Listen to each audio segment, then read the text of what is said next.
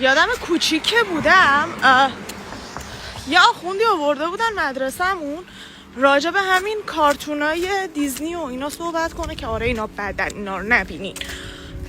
یه سری چرت و پرت و اینا گفت.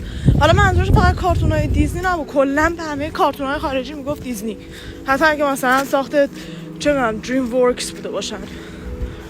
بعد اومده بود میگفت که آره ربطش داده بود میکی موس رو به اسرائیل و میگفت که یه عمر به اسرائیلیا گفتن موش کثیف، اومدن دستکش دادن دست میکی موس که بگن موشا کثیف نیستن، تمیزن.